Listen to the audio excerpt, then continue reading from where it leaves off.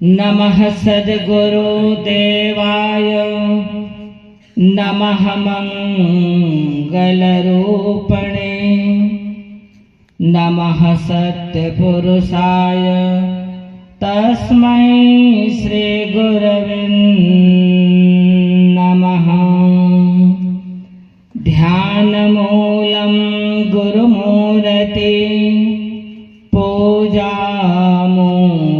गुरुपदं मन्त्रमूलं गुरुर्वाक्यं मोक्षमूलं गुरुकृपा।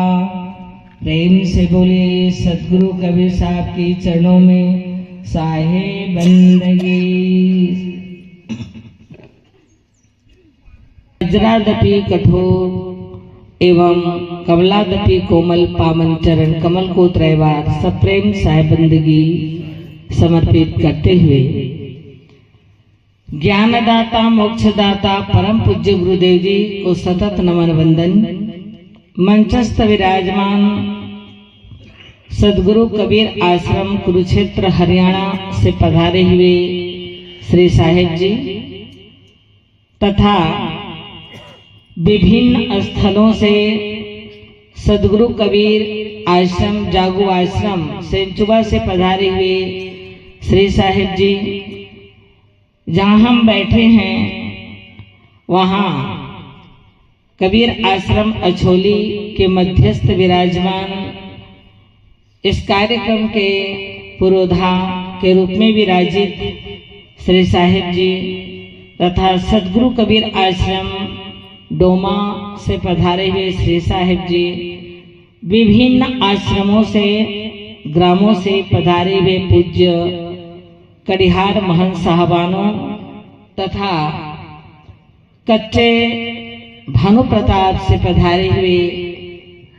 परम आदरणीय पूज्या साध्वी श्री साक्षी साहेब जी, मेरे साथ में आए हुए साध्वी बहनें, आप सभी के पावन चरणों को त्रैबार साहेब बंदगी समर्पित करते हुए विभिन्न स्थलों से पधारे हुए धर्मानुरागी परम जिज्ञासु मुमुक्षु निर्चिर विवेकी प्यारे हंसजन, परम वंदनीय भक्ति शक्ति के स्रोत वात्सल्यमय करुणामय श्रद्धा मूर्ति मेरी माताएं, सुहृदय मेरे भाइयों, आत्मस्नेही मेरे बहनों, वसुंधरा की चमन पर पुष्पित होने वाले होनहार नन्हे मुन्ने प्यारे प्यारे बच्चों, आज परम सौभाग्य मेरे लिए है कि सद्गुरु कबीर आश्रम अछोली तथा ग्राम अछोली के इस पावन धरा को मुझे प्रथम बार नमन करने की सौभाग्य प्राप्त हुई है। इस धरती पर विराजित संत सेवी जिज्ञासुजन जितने हैं वो सभी को मेरे तहे दिल से सादर नमन और आप सबका अभिनंदन। आज हम परम पूज्य महंत श्री सतलोकवासी श्री साहिब जी के पुण्य स्मृति पर विराजित हैं, विराजमान हैं। वैसे श्री साहिब जी को मैं बाल्यकाल में पंत श्री सतलोकवासी उदित नाम साहिब जी एवं सतलोकवासी मुकुंदमणि नाम साहिब जी के साथ में मेरे जन्म भूमि में इनको पावन दर्शन करने का मुझे सौभाग्य प्राप्त हुए थे। साथ ही साथ कबीर धर्म स्थान खरसिया जो गादी पीठ है वहाँ भी वैसे मैं बाल्यकाल में कक्षा 6 में पढ़ रही थी, तब से उस आश्रम का सानिध्य मुझे और वहाँ रहने वाले पूज्य संतों का सानिध्य मुझे मिलता रहा है। और आज तक जो कुछ भी यहाँ तक आपके सामने मैं बैठी हूँ, ये सब हमारे बीच बैठे हुए पूज्य संतों का ही सानिध्य है, जो कि यहाँ तक मुझे यात्रा में आने का सौभाग्य प्राप्त हुए है। इसमें सभी संतों की ही कृपा है। लोग कहते हैं ना कि साधु नाम दर्शनम पुण्यम तीर्थ भूता ही साधवा कालेन फलते तीर्थम सद्य साधु समागमा। जिसे साहेब जी ने बताया है, तीर्थ नहाए एक फल, संत मिले फल चार, और सदगुरु मिले तो अनेक फल, और कहाँ ही कबीर विचार। ये जो साखी हम सदगुरु कबीर साहब के मुखारबिंद से निकली हुई वाणी को संतों के माध्यम से रसपान किए, अर्थात हमारे कान तक पहुंचा, और कान तक पहुंचते पहुंचते जीवन में साकार भी हुआ।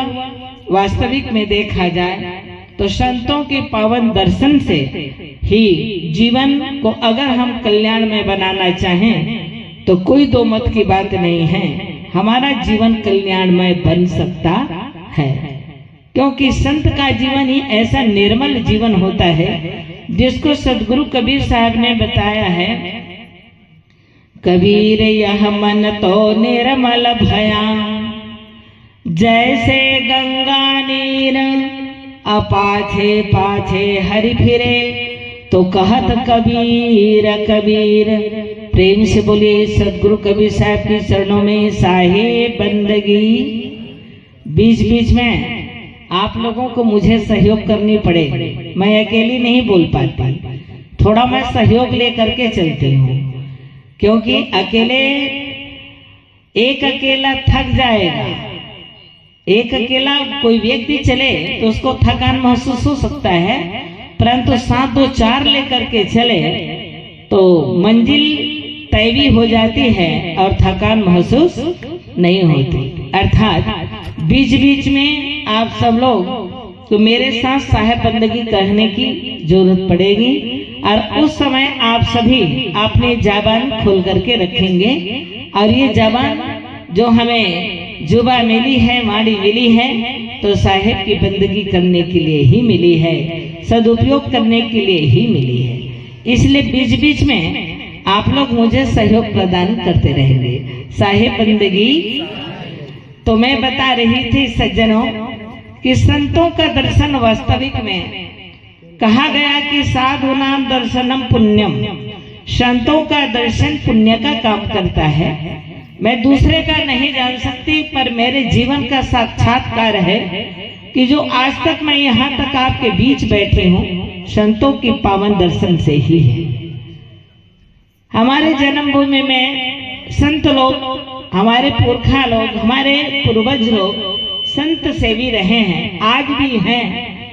वहाँ संत महीनों महीनों रहा करते थे। हम 10 कक्षा में पढ़ रहे, 11 कक्षा में हम पढ़ रहे थे, उस समय एक संत हमारे यहाँ गए। उसके पहले मुझे कबीर पंथ के बारे में, कबीर पंथी तो हम जरूर थे, हमारे दादा बाबा परपाजा लोग कबीर पंथी थे, पर हमारी रुझान नहीं थी। पर उस संत जी का पावन दर्शन करने के बाद मेरे मन में एक जिज्ञासा उत्पन्न हुई। जैसे अभी परम पूज्य श्री विशाल साहिब जी कह रहे थे ना कि संतों को बड़ा देख करके लोगों को अनुभव होता है कि बड़े सुखी रहते हैं।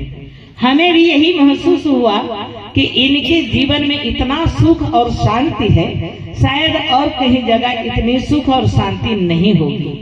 हमने कल्पना किया, और कल्पना करने के बाद तो महात्मा जी से मैंने यही पूछी कि साहेब जी, इतना आप रात में भजन गाए, इतना पाठ किए, पूजा किए, संध्या पाठ हुआ, सारा आप बिना देखे मुखाग्र सारे कह गए। हमारी विद्यार्थी जीवन थी, हम लोग रटते हैं तो याद नहीं होता, एग्जाम दिलाने का जब दिन आता है तो रातों रात पढ़ाई करते हैं तो हम सफल नहीं हो पाते।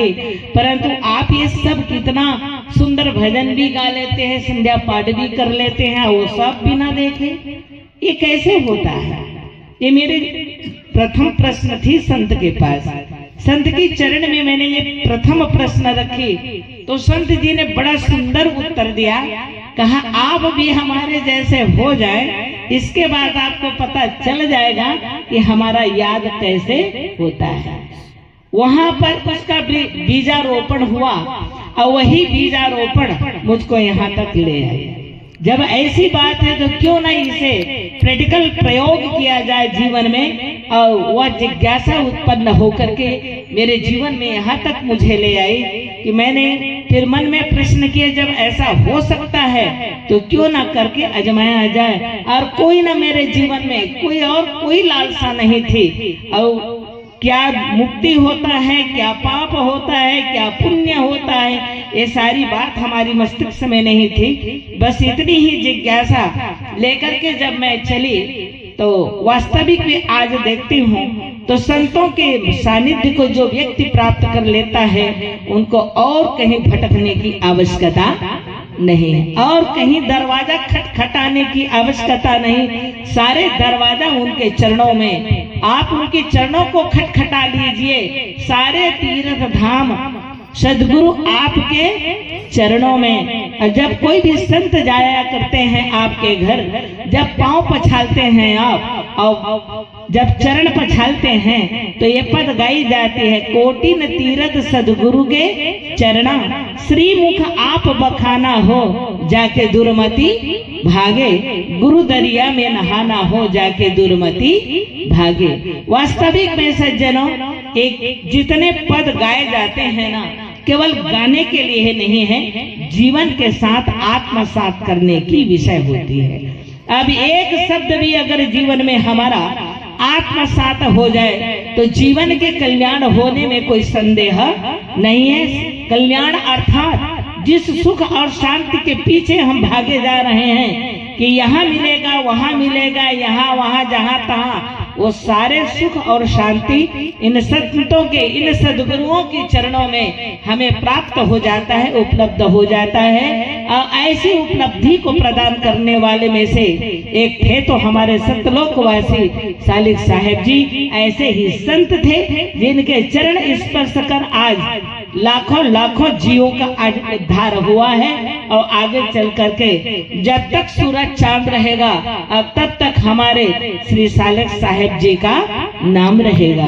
सज्जनों, हमारे श्री सालिक साहेब जी इतना सुंदर काम कर गए हैं। उन्होंने सदगुरु कबीर साहब की उस पंक्ति को आत्मसाकार किया है, जो तू आया जगत में जगत हंसा तू रोए, ऐसी करनी कर चलो कि तू हंसे जगत रोए। एक कहने की बात नहीं रही है, जो सदगुरु कबीर साहब ने कहा है ना, सब तो कहे कागज की लेखी पर मैं कहूँ आंखन के देखी। और इस बात को साकार हमारे परम पूज्य महंत श्री सालिक साहेब जी ने अपने जीवन के साथ में आत्मसात किया है। कहाँ अछोली की जन्म लेने वाला वह पंछी उड़ करके कहाँ चला गया, कुरुक्षेत्र हरियाणा, और वहां जा करके उपजही अनंत अनंत छवि लहही। गोस्वामी तुलसी महाराज जी ने मानस में यह पंक्ति लिखा है कि उपजही अनंत अनंत छवि लहही।